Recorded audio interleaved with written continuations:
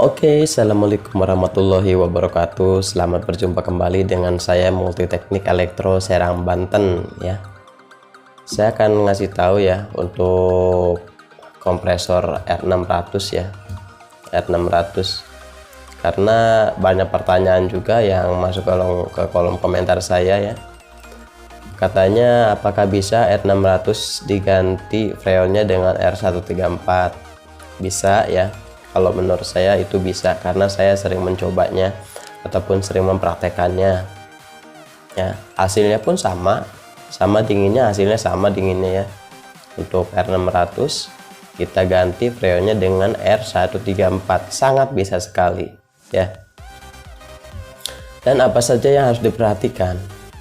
Yang harus diperhatikan itu ya, kita harus memperhatikan dari ampere ya. Misalkan ini kompresor ini ampernya maksimal ya. Setahu saya ini kompresor ini maksimalnya ampere 1,1 ya, 1,1. Nah, kalau diisi R134 kita jangan sampai mencapai 1,1 ya.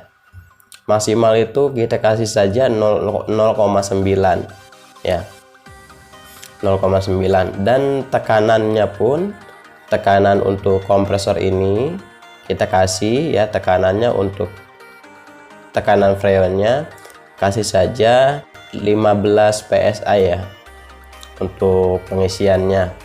Dan apalagi yang harus diperhatikan ya untuk pengisian freon, mengganti freon R600 dengan R134, yang harus diperhatikan itu ya pada intinya seperti itu saja, hanya tekanan dan ampere ya. Tekanan jangan disamakan dengan R600. Misalkan R600 20 psi, kita kasih saja di 15 ataupun di bawah 15 psi ya.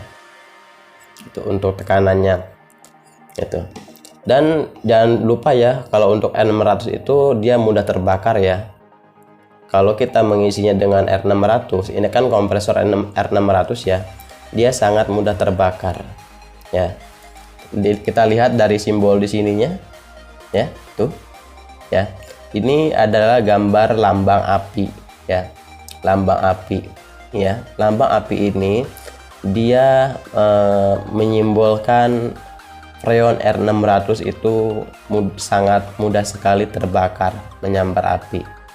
Jadi harus diperhatikan di lambang api ini ya.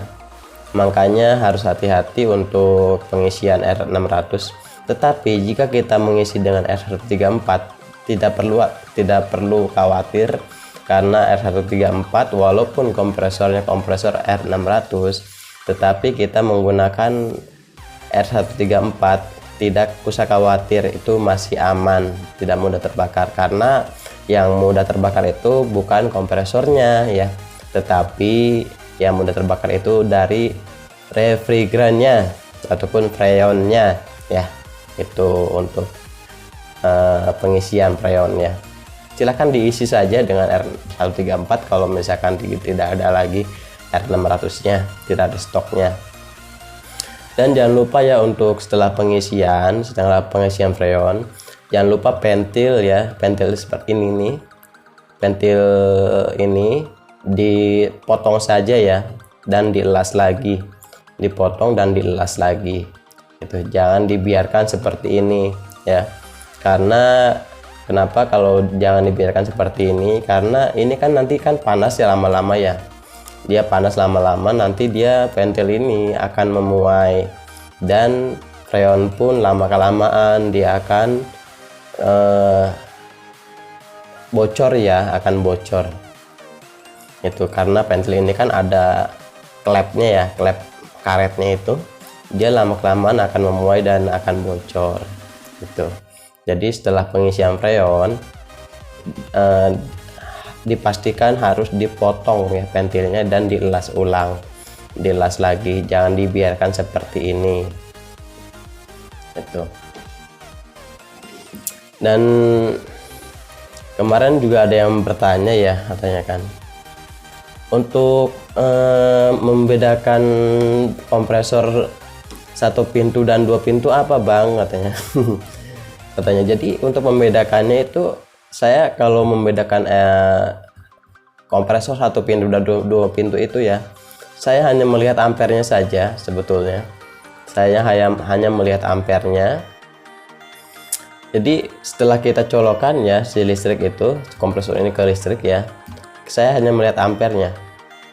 Kita colokan dia, kalau ampernya selagi kosong seperti ini ya, ampernya 0,4 ya, 0,4 maksudnya 0,4 ya, dia dipastikan kompresor dua pintu ya. Tetapi jika di bawah 0,4 ataupun 0,1, 0,2 ya, itu dipastikan kompresor itu untuk satu pintu ya. Tekanan pun beda ya. Saat kita nyolokan ke listrik, tekanan ini sangat beda sekali. Kalau untuk kompresor dua pintu ya, kalau kita colokan ke listrik ini, kita pampetin ini, langsung kita tidak kuat ya, langsung tidak kuat lah untuk menahan ini gitu, kalau untuk untuk kompresor dua pintu. Tetapi kalau untuk kompresor satu pintu, kita tahan di sini masih lama, beberapa detik baru kita tidak kuat untuk menahannya gitu. Dan bedanya juga sebetulnya ada perbedaannya dari fisik ya. Dari fisiknya itu untuk kulkas dua pintu, kompresor kulkas dua pintu itu fisiknya agak sedikit besar ya dibanding kulkas satu pintu. Kalau satu pintu itu kecil-kecil ya, karena dalamannya juga dia kecil kalau satu pintu.